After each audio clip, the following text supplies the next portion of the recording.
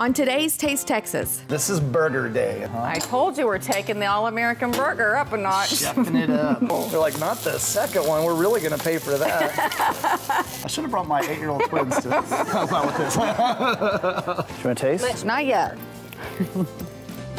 So pull up a chair and join us at the table.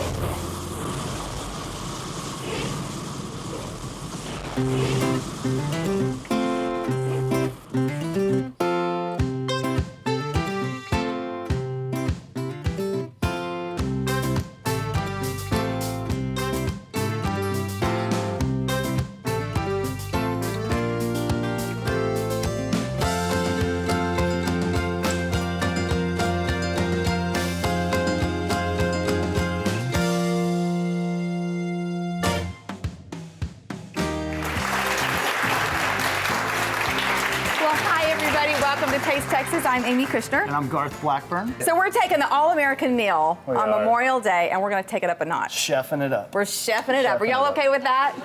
Nice. right. Okay, let's get cooking. You gotta start with some good quality beef, and we've got a few options. You can certainly go to the grocery store and just get, the highest quality that you can find there. Right. One of two options when you go there. I encourage you, if you're not gonna buy the stuff that's pre-packaged, which some of those have some benefits because it's raised a certain way, whatnot. Right. Don't buy the stuff that's already been tray packed. Ask the butcher to grind you some fresh ground beef. Why is that? Or because you're getting the fresh cut, you actually can see what goes into it. Okay. And you can oftentimes, even at a regular grocery store, request a certain cut. Like, I want to have ground sirloin. You might pay a little bit more per pound. So worth it because it's so much better in terms of quality. For sure. You're not just getting all the end pieces from who knows what. Or even better than that, what we're doing today is Heart brand beef. We went out to the ranch to see some of the cows out Good there that stuff. you fell in love with. I did. Nice. If you'll mix that in, what's key here is that I just pulled the beef out of the refrigerator, and you're going to be working quickly. So it's cold. Right, to make sure it stays cold. Because if your hands start to warm that fat up, the fat comes out of the beef, and you don't get a burger that's as juicy. Were you wanting me to do this? I was. Okay. Okay, Wasn't while sure. you're doing that, Yes. I'm gonna this is a crust oftentimes used for beef tenderloin. You won't even taste it, but it's gonna guarantee a really crunchy, beautiful sear. Okay. That's some cocoa powder.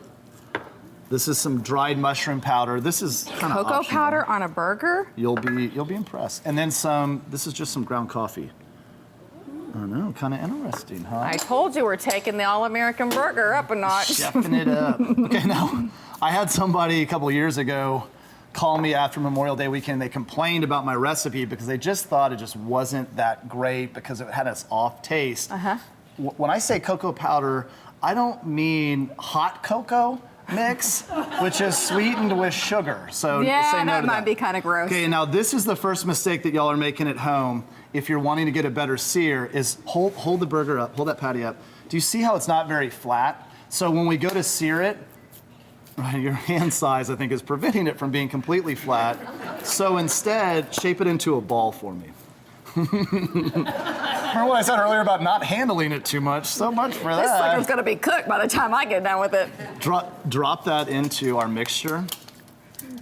And is this for one patty?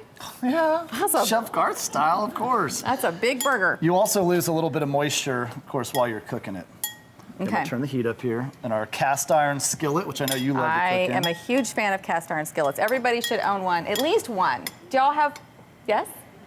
2, 4. How many have your grandmother's cast iron skillets? Yes, look at that. Oh, that's well And those seasoned. are the best skillets, right? And everything tastes like bacon? Oh. Okay, now if you decide to make sliders instead of a full-size burger, make sure your family knows what's sitting in the refrigerator and they don't think it's a chocolate truffle, because you don't want to bite into that juicy, red, meaty center. Crank up the heat. We've got our grapeseed oil, of course. Yes. Okay, I'm gonna let that get nice and hot. So you've got this on high. Now I'm gonna drop the ball down in there. Okay, we're just gonna smash it. This is gonna make sure that the bottom of the burger is nice and flat. Now we're gonna get caramelization and crunch all over it. Oh. It's gonna be so much better texture than if you try and shape it by hand. You're only getting a little sear on a few little spots here and there. Oh, I might have to do the happy dance when this thing is done. And we're gonna get ready Sounds for when this so is gonna go in the oven. by taking some of our farm fresh onions. Yes. Do me a favor, will you peel off the outside I of sure that? will. And what are we going to do with these onions, Garth? We are going to slice these. I'm going to show you a way to minimize the amount of dirty dishes that you might be collecting. All about that on Memorial Day for sure. You don't have time. You got all that company. You don't want to be cleaning. Okay, so we're going to put those to the side. Yes. When we flip the burger over, it's going to end up going into the oven to finish cooking through. We're going to toss the onions in. They're going to caramelize at the same time in the same pan, and we're going to have an awesome burger. Can you believe this? This is going to be fantastic. Stay with us. We're going to give you more tips on how to make the best burger ever.